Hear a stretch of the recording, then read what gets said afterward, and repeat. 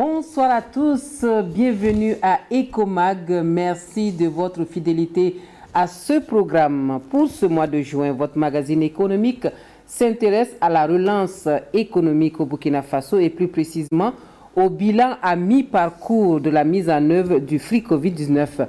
L'émission nous offre donc l'opportunité de revenir sur les missions de ce fonds de la relance de l'économie burkinabé du président du Faso en soutien à la résilience donc de l'économie, à l'impact de la crise sanitaire. Nous ferons ainsi le bilan de l'initiative et les perspectives pour 2021 avec notre invité du mois qui est M.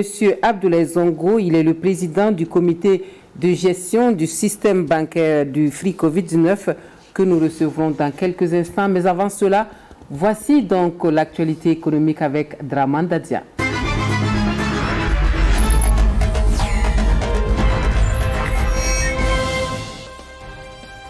Sur le corridor d'Akoula-Ouagan-Niangologo, les camions sont désormais soumis à un pesage à partir de cette station, 6 à Tanguay d'Assouri. Le Burkina se conforme ainsi au règlement 14 de l'UEMOA en matière de lutte contre les surcharges. Et c'est le groupe Afrique Pesage, un concessionnaire privé qui met son expertise au service du département des transports pour épauler l'Office national de la sécurité routière. L'ONASER entend mobiliser à ce poste plus de 8 milliards de francs CFA de recettes sur les amendes. iPro Business, International Professional Business, est aussi une nouvelle entreprise d'import-export créée par un Burkinabé pour accroître le volume d'affaires entre Ankara et Ouagadougou. En ouvrant les portes de la Turquie aux hommes d'affaires burkinabés, le promoteur entend booster les échanges commerciaux entre les deux pays et susciter le goût de l'entrepreneuriat chez les jeunes. Ces hommes d'affaires peuvent également s'abreuver à la source de l'AIGRE, l'Académie internationale pour la gouvernance et le leadership économique, la dernière née des structures spécialisées de la Chambre de commerce et d'industrie du Burkina Faso. L'AIGRE, vu et pensé par la CCIBF, est un instrument de développement durable à travers le renforcement des capacités d'initiative et de management des opérateurs économiques.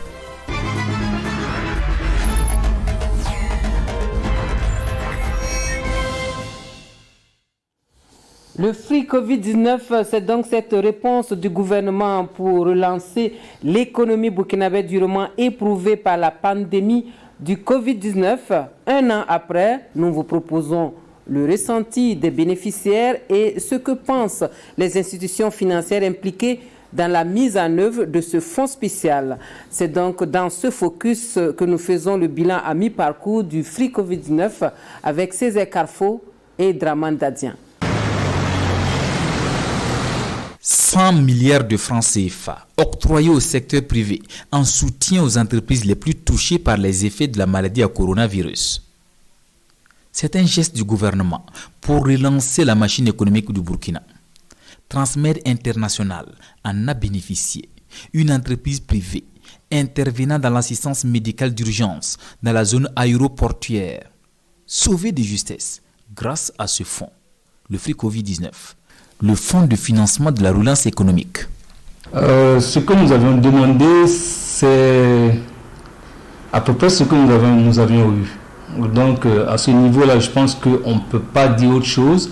Et ce qui nous a été donné nous a permis, nous personnellement, à transmettre TMI, de pouvoir mettre en place toutes les structures. L'apport qui nous a été fait a été très grand, donc ça nous a permis de pouvoir gérer cette période assez difficile. Pour espérer profiter du Free Covid-19, il faut frapper à la bonne porte avec des dossiers qui répondent à la dizaine de critères d'éligibilité. L'Association professionnelle des banques et établissements financiers, les fonds nationaux et l'Association professionnelle des systèmes financiers décentralisés. 3 guichets d'institutions financières avec qui le gouvernement a signé des accords cadres pour la mise en œuvre du Free Covid-19. En août 2020, l'Association professionnelle des systèmes financiers décentralisés du Burkina a signé un accord cadre de partenariat avec le gouvernement à travers le Fonds national de la finance inclusive pour un montant de 5 milliards. Donc sur les 5 milliards, 3 milliards ont été décaissés en 2020 et nous attendons toujours 2 milliards en 2021. Donc, mais retenons que sur les 3 milliards décaissés, 30% représentent des subventions pour les institutions qui ont été durement frappées par les effets de la crise. À FPPME, nous avons été recrutés donc, par le gouvernement pour mettre en œuvre une partie des fonds de ce mécanisme de relance là de 100 milliards. Donc nous avons bénéficié d'une enveloppe de 4 milliards de francs CFA. Et il faut dire qu'après 50 jours de promotion d'appel à projet, nous avons reçu près de 3832 dossiers pour un équivalent donc en termes de montant de 107 milliards de francs CFA contre les 4 milliards, comme je disais, donc d'enveloppe dont nous avons à notre disposition. Et donc c'est pour dire qu'il y a quand même un engouement parce que nous n'avons que 4% environ donc, de la demande suscitée par l'appel à projet. La grosse part du fonds est allouée aux banques. Là également, il y a de l'engouement. Et ce qui concerne donc les banques, nous avons 2 guichets, les guichets des grandes entreprises et les guichets des petites et moyennes entreprises. Alors au niveau des banques, sur ces fonds de 100 milliards, c'est 70 milliards qui sont alloués aux 2 guichets qui nous concernent directement. Et au titre de l'exercice 2020, 45 milliards ont été débloqués, mis à la disposition pour le financement donc, des entreprises, et dont 20 milliards pour les grandes entreprises et 25 milliards pour les petites et moyennes entreprises. Grandes entreprises, très petites entreprises, petites et moyennes entreprises durement touchées par le Covid-19, une fois éligibles, toutes doivent être prises en compte par le Free Covid. Toutes les entreprises, personnes physiques ou morales, qui ont été impactées par la crise, sont bénéficiaires, tous secteurs confondus, avec une priorité donc des secteurs fortement impactés. Aujourd'hui, vous avez des secteurs qui sont connus, l'hôtellerie, le transport, le commerce, l'agriculture, même en réalité donc l'enseignement. Nous avons également eu comme orientation de couvrir les 13 régions du Burkina. Et donc en plus de défis sécuritaires, il y a également cette crise Covid, cette crise sanitaire qui nous obligeait aussi à prendre des dispositions pour le personnel, mais tout en étant actifs sur le terrain. Et donc nous avons en tout cas essayé, avec les moyens donc, qui étaient les nôtres, de pouvoir couvrir donc, ces 13 régions et la sélection donc, a concerné ces 13 régions. À l'heure du bilan, il y a des motifs de satisfaction, voire des institutions financières pour qui les conditions sont souples, avec des taux d'intérêt en moyenne de 3,5%. Pour ce qui est des bénéficiaires qui sont nos clients, nos membres, effectivement, il y a eu beaucoup d'engouement, surtout que les conditions étaient assez souples, c'est-à-dire que les taux de sortie étaient de 3% pour des maturités de 6 à 24 mois. Donc, des conditions que nous avons trouvées assez souples pour pouvoir effectivement accompagner des entreprises et à travers des critères aussi d'éligibilité qui sont, parce qu'il faut que l'entreprise présente quand même des perspectives ou en tout cas un potentiel de développement avant la crise. Déjà pour tenir compte du contexte, la plupart des bénéficiaires ont bénéficié d'un différé donc d'un délai de grâce où ils ne sont pas tenus de rembourser le capital. Donc ça leur permet également de reprendre, de supporter leurs charges de fonctionnement et d'avoir un peu la visibilité sur leurs activités et pour en tout cas honorer leurs engagements. Donc nous sommes à 3-4 mois des premiers placements et pour l'instant ça se déroule bien en termes de retour sur nos investissements, de remboursement. Pour l'instant nous n'avons pas de défaillance.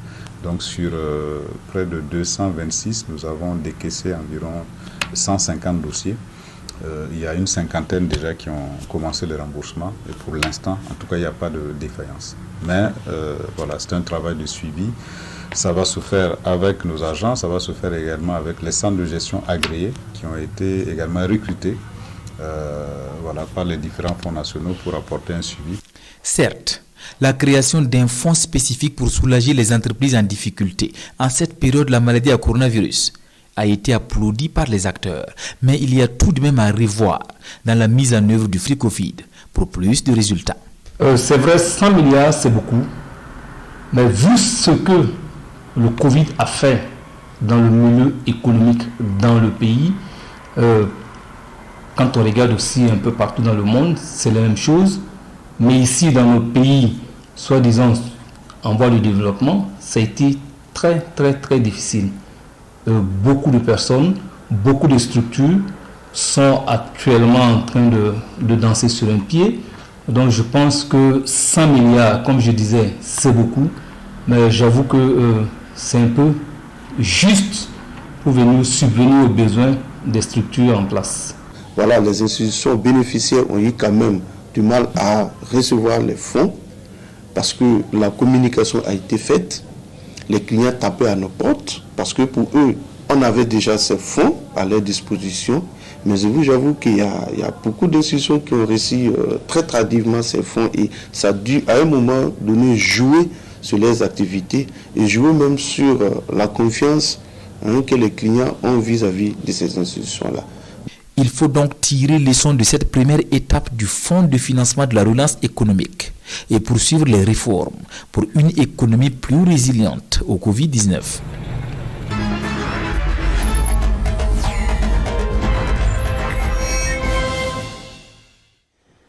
Notre invité nous a rejoint sur ce plateau pour la partie entretien de votre magazine, Monsieur Abdoulaye Zongo. Il est le président du comité de gestion du système bancaire du Free Covid-19. Bonsoir, Monsieur Zongo. Bonsoir, madame. Merci de nous accorder cet entretien. Merci bien. Alors, Monsieur Zongo, première question, quel bilan peut-on faire de la gestion de ce fonds Free Covid à mi-parcours? Merci, madame, de me donner l'opportunité de faire le point à mi-parcours de la gestion du Fonds de relance économique en lien avec la Covid-19 qui a été lancé en 2020. Le mécanisme a mis en place au titre du fonds 3 guichets. Et les 3 guichets sont dédiés aux grandes entreprises, aux petites et moyennes entreprises et aux très petites entreprises. Le système bancaire porte les 2 premiers guichets, grandes entreprises et petites et moyennes entreprises, dotés globalement de 70 milliards pour la période. Le reste, bien sûr, une partie destinée aux très petites entreprises et un certain nombre de dépenses ont été prises en charge au titre des mêmes conséquences de la Covid-19. Pour ce qui concerne le système bancaire, qui est porté essentiellement par l'APBF, l'Association professionnelle des banques et établissements financiers, et nous avons au cours de l'année 2020, attendu bien sûr des dossiers. Nous n'avons pas pu enregistrer de dossiers en tant que tel et le comité n'a pas pu siéger. Et pourquoi cela? La raison qui nous est revenue par la suite, parce que le comité a siégé sur plusieurs types de dossiers en lien avec la préparation même des outils de gestion. Et vers la fin de l'année, nous avons fait le point avec l'APBF, qui est membre et vice-président même du comité de gestion. Et il est ressorti qu'il y avait des difficultés au niveau des critères d'accessibilité. Et il a fallu donc faire le point avec le ministre de l'économie, des finances et du développement. Et suite aux concertations qui ont été menées, les critères ont été révisés. Et c'est par la suite que le comité a pu commencer à siéger de mars jusqu'à cette date. Donc le comité a tenu des sessions. Parlez-nous de ces mécanismes-là justement qui ont été mis en place pour le choix des bénéficiaires.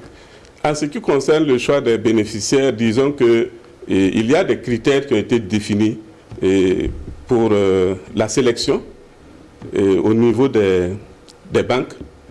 Et ces critères ont été repris à travers l'accord cadre qui a été signé le 16 juillet sous la présidence du Premier ministre avec l'APBF. Et ces critères, essentiellement, je ne pourrais pas les citer tous en tant que tels, mais il y en a qui sont très importants, qu'il convient de citer. Il était retenu que l'entreprise existe au moment de la survenue de la pandémie.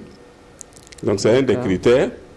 Et le deuxième critère, c'était l'impact même de la pandémie sur l'activité de l'entreprise, donc sur le chiffre d'affaires.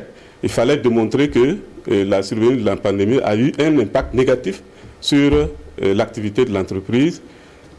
Ensuite, l'entreprise devait avoir un certain nombre de personnel déclaré. Pour les grandes entreprises, c'était 5, et pour les PME, PMI, 3. Mais à la suite des difficultés rencontrées, ces critères ont été révisés à 3 et à 2 pour faciliter l'accès. Ensuite, il y a que il était retenu une certaine période pour comparer, pour déterminer l'effet négatif sur le chiffre d'affaires. Il y avait une période qui avait été retenue, notamment le premier trimestre 2020 à comparer au premier trimestre ou premier semestre 2019. Alors, il est ressorti qu'il y avait un certain décalage dans le temps parce que les effets de la pandémie ne se sont pas produits immédiatement. Donc, le décalage posait des difficultés au niveau des banques pour ce qui est de l'application. Donc, il a fallu réviser à ce niveau-là. En plus, au niveau même des conditions, des types de crédits accordés, il y a les crédits d'investissement, mais il y a aussi les questions de fonds de roulement qui devaient être pris en compte au niveau des crédits de trésorerie. Donc, à ce niveau aussi, il y a eu révision et il y avait la durée même des prêts qui s'arrêtait à 3 ans, donc qui a été repoussée jusqu'à 5 ans, parce que c'est les habitudes au niveau des banques. Donc, voilà un peu les critères tels que arrêtés, révisés, qui ont permis de commencer le travail. Et au niveau du comité, il s'agit d'apprécier les dossiers tels que les banques les ont soumis. Et après leur analyse sur la base de leur système interne propre, donc là, ils les soumettent à la PBF, qui les transmettent par la suite au comité pour appréciation. Et le comité doit veiller au respect des conditions et des objectifs fixés par le mécanisme. Alors, M. Zongo, il nous revient que le taux de décaissement également est faible, alors que les besoins des entreprises sont suffisamment importants. Qu'est-ce qui explique cela? C'est bien. Disons que ce qui peut expliquer cette situation est un peu en lien avec ce que je viens de donner comme élément. D'abord, le premier aspect, c'est la révision, le fait même que les critères étaient difficilement applicables en 2020. Et il fallait donc réviser. Donc, puisque les banques ne pouvaient pas appliquer, donc il y a eu un certain temps de perdu, si vous me permettez ce terme. Et ensuite, on peut peut-être dire que la faiblesse aussi est liée peut-être à une sorte de prudence parce que la pandémie se poursuit. Il y a eu première vague, deuxième vague, de nouvelles variantes qui apparaissent. Donc on peut comprendre qu'au niveau des banques, il y a aussi une certaine prudence dans l'analyse et dans l'appréciation des dossiers qui sont soumis. En dehors de cela, disons que à date, on a, avec le comité, nous avons pu attribuer au moins 10 milliards 642 millions, dont plus de 10 milliards au profit des grandes entreprises et seulement 162 millions au niveau des PME, PMI, ce qui est très faible oui. Et qui constitue aujourd'hui une préoccupation au niveau du comité et du gouvernement. Donc, on va parler de la gestion de ces 100 milliards dont vous parliez. Alors, le montant exact de ce fonds de relance-là, c'est 100 milliards de francs CFA. Pour 2020, ce sont 70 milliards qui ont été investis. C'est ça. Et quelles sont les perspectives pour les 30 milliards? Merci bien, madame. Disons que à la faveur de la révision des critères, le gouvernement a profité revoir la programmation des 70 milliards, si bien que, en définitive, en 2020, c'est 20 milliards qui ont, 20 milliards qui ont été consacrés, 55 milliards retenus pour 2021 et 25 milliards pour 2022. Donc la programmation a été revue et pour bien sûr tenir compte du fait que les effets de la pandémie se poursuivent. Bien sûr. Et voilà, donc c'est donc ce qu'on peut dire. Au regard justement de la persistance de cette pandémie-là, vous avez si bien dit, on ne sait pas à quel moment ça va prendre fin. Voilà. Est-ce qu'il n'y a pas espoir qu'on repousse davantage la date de 2020? Ok, par rapport à cette préoccupation, disons que le gouvernement a la possibilité de repousser en maintenant le mécanisme tel qu'il est, adopté, parce qu'il s'agit de prêts. Et comme il s'agit de prêts, il revient au gouvernement de décider de ce qu'on fait des fonds recouvrés. au niveau des banques. Donc les recouvrements peuvent être réinjectés sous forme d'accompagnement si la nécessité s'avère, quoi. Donc il revient au gouvernement de décider sans être obligé de procéder à une allocation budgétaire supplémentaire. Alors vous parliez tantôt de faiblesse, le fait que les entreprises qui sont bénéficiaires n'ont pas été retenues beaucoup. Oui. Comment est-ce qu'il faut corriger ces faiblesses pour être éligible? Parce qu'apparemment le problème se trouve là. Ok, bon, dire des faiblesses, c'est trop dire, mais ce qui nous revient au niveau du comité, nous savons qu'il y a beaucoup de dossiers en étude au niveau des banques, mais nous ne pouvons pas dire aujourd'hui s'il s'agit de dossiers des grandes entreprises, des PME, PMI. Et notre souhait, c'est que les PME, PMI puissent accéder au financement, comme les grandes entreprises ont pu le faire jusqu'à hauteur de 10 milliards. Et maintenant, il y a des questions d'ordre pratique. Et certaines entreprises n'ont même pas su qu'elles devaient aller vers leur banque directement. Il y en a qui sont allés vers des fonds, alors que dans la communication, il était dit que chaque entreprise doit aller s'adresser à sa banque, connaître les conditions, et les critères et préparer son dossier avec l'accompagnement de sa banque. Il est ressorti également que au niveau des banques, pour ce qui est de 2020, il n'y a pas eu assez de communication. C'est par la suite, lorsqu'il y a eu la révision avec le ministre de l'économie, des finances et du développement, de l'accord cadre, que les banques se sont vraiment lancées dans la communication interne pour permettre aux agences hors de Ouagadougou, des grandes villes, de pouvoir communiquer et d'analyser. Mais nous avons toujours espoir qu'au niveau des banques, les PME, PMI vont pouvoir accéder à ces financements. Sinon, c'est une question de montage technique des dossiers, alors que pour le montage technique des dossiers, il y a des personnes habilitées, sinon des petites entreprises, le CGA, le centre de gestion agréé, peut, à partir de son dispositif, accompagner certains pour le montage technique des dossiers. Donc, nous pouvons seulement recommander aux entreprises qui ont des difficultés de rechercher l'appui technique avec le conseil de leur banque pour améliorer la qualité de leur dossier. Sinon, au niveau du comité, nous n'avons pas, jusqu'à présent, décelé de dossiers dont la qualité n'est pas nous gêne, puisque presque tous les dossiers examinés ont été adoptés. Et lorsque le comité a des préoccupations, on demande à l'APBF de se référer à la banque qui a introduit le dossier pour apporter les éléments techniques, éclairer le comité pour les décisions. Donc, merci beaucoup. Merci bien. Vous avez peut-être un dernier mot? Bon, un dernier mot. Parce que ce fonds, apparemment, il reste encore des milliards à prendre. Oui, il reste des milliards à prendre parce que le mécanisme tel qu'il est conçu, le gouvernement a mis en place un dépôt de 70 milliards et les banques, en contrepartie, doivent mettre 70 milliards. Donc, 140 milliards doivent être... On attend à ce que 140 milliards soient injectés dans l'économie. Donc, c'est important. Ouais, c'est important. Et jusqu'à présent, vous n'avez pas encore atteint 30 milliards, si on a bien compris vos explications. C'est ça. Donc, ce qu'on peut-être, le message que je veux adresser, c'est à l'endroit des banques et établissements financiers de travailler à accélérer et à faciliter le traitement des dossiers des entreprises, mais aux entreprises aussi de savoir que le mécanisme est fonctionnel. Donc, si on a pu attribuer au-delà de 10 milliards, c'est parce que le mécanisme est fonctionnel. Donc, que chaque entreprise qui a besoin du financement s'adresse à sa banque et aux besoins, en demandant des conseils au comité, on peut les orienter. Merci beaucoup. Merci M. Zongo d'être venu sur notre plateau pour nous apporter tous ces éclairages et ce bilan à mi-parcours du Fonds Free Covid-19. Merci. Merci, madame.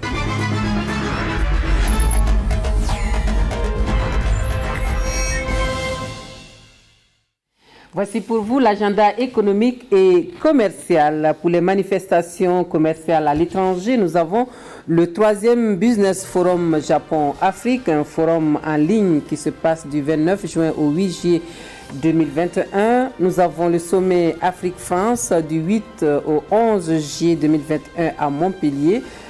Nous avons le 6e forum Inde-Afrique du 13 au 15 juillet 2021, un forum en ligne et le 4e forum économique ivoiro-burkinabé en marge de la conférence au sommet du traité d'amitié et de coopération entre la République de Côte d'Ivoire et le Burkina Faso.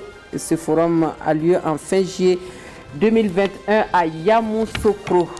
Ecomag, c'est fini pour aujourd'hui. Votre émission qui s'est consacrée au bilan à mi-parcours du Free Covid-19 pour la relance de l'économie burkinabé. Merci de votre fidélité à cette émission qui est le fruit de la collaboration entre la Chambre de commerce et d'industrie du Burkina Faso et votre chaîne nationale. On se retrouve le mois prochain pour d'autres actualités économiques. À bientôt. Depuis 1948, nous œuvrons pour le développement économique et social du Burkina Faso. Fêtière des structures d'appui au secteur privé, nous faisons de l'amélioration du climat des affaires un défi de développement. Notre vocation, faire émerger un secteur privé dynamique et prospère par une offre de services variés et adaptée aux besoins des entrepreneurs. Information, formation, prospective et intelligence économique, appui conseil aux entreprises, promotion commerciale, développement et gestion d'infrastructures économiques. Institutions citoyennes, nous investissons dans le capital humain et contribuons à offrir un mieux-être aux populations. La Chambre de commerce et d'industrie du Burkina Faso, l'excellence au service d'un secteur privé prospère.